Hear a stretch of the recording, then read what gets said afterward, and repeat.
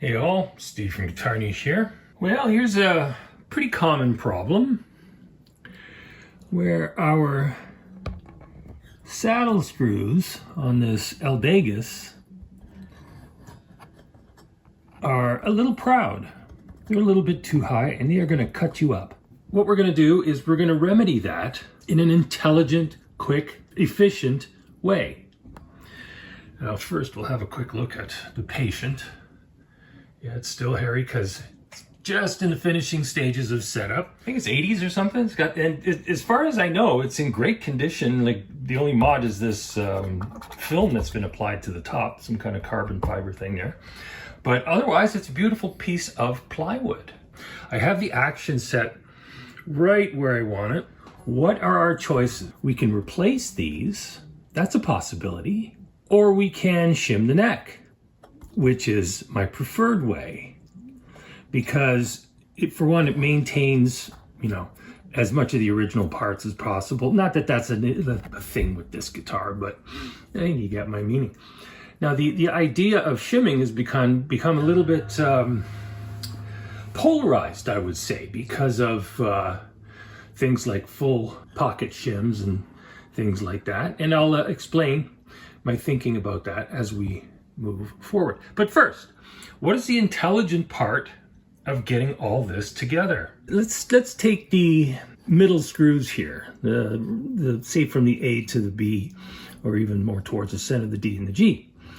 Those screw heads, or the grub screws, are sitting about 0.045 inches proud of the top of the saddle itself. So what I'm going to aim for is to get those flush, or at least close to the top of this middle, and then we'll deal with the outsides in a quick and efficient way. And yeah, so this is more or less how it's going to work. What do we need to put in here to change the angle enough to accommodate the change we need to get these saddles to come up a little bit? And they'll still be within tolerance. They're not going to be sky high. We've got enough adjustability there. That's fine. Well, get ready, sports fans, because we're going to use a little bit of math. I know that might be a stretch for some of us musicians, but it's not rocket science, at least, okay? And it works like this. It's pretty straightforward. So all we need to know is the length of the neck pocket, which is 3 inches. I've already measured it previously. And the full distance where we want to make the change in height. Okay, let's say, to keep things nice and neat, I'm going to say that that's 10.5. It's actually 10 3/8, but I'm going to say it's 10.5 inches. Okay, and it goes like this. If I put any thickness of anything here at the forward edge of the neck pocket, let's say 10 thou. Okay, that 10 thou is going to turn into 20 thou by the time we get to 6 inches. It's going to turn into 30 thou by the time we get to 9 inches. And then another half of that would be 5 thou. But we don't want 35 thou as our total. We want 45 thou.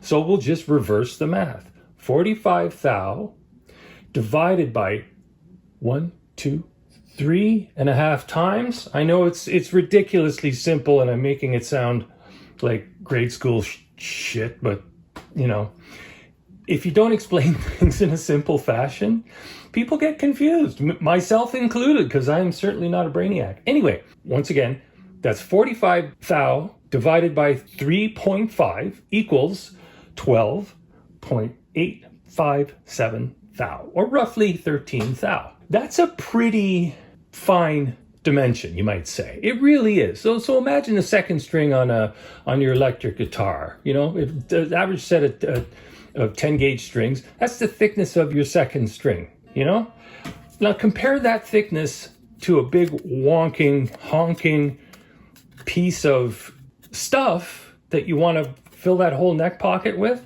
Not necessary. Instead, we're going to take a piece of sandpaper. This is about a 1/2 inch wide, and it just happens to be 13 thou thick.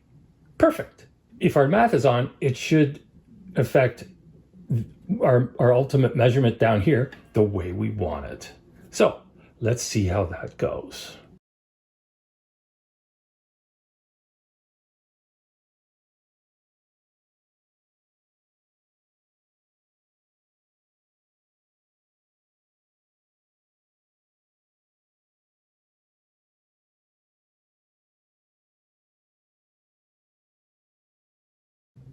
The action has been readjusted with the shim in it, back to where it was. And that 13th thou shim did just fine, as you can see. Not quite flush, we didn't overdo it, okay? But that's way, way better than it was. Way better than it was. In fact, the D is almost spot on. So, you know, a little bit of math, a little bit of logic, easy peasy. And yeah, now the last step will be dealing with these outer screws here, just to make nicey nice.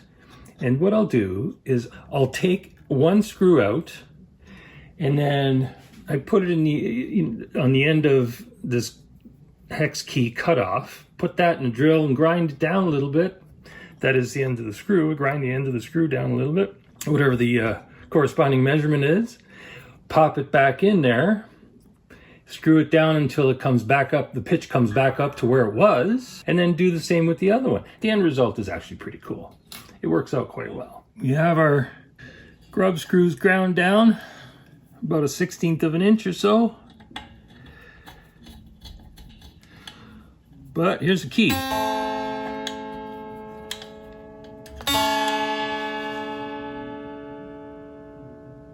I get that back up to pitch. And I'm also looking at making sure it's level against the plate. And voila. Beauty. Pretty easy to do. And it'll be super comfortable by the time all things are said and done. I'm gonna wrap it up. Things turn out just peachy. If you're new to the channel, by the way, thanks for watching. Hope you get something out of that. My name is Steve. This is GuitarNiche. Visit GuitarNiche.com. Read the description below in the video. Cool stuff, free stuff there. And as always, play loud, have fun, have a great day. Cheers.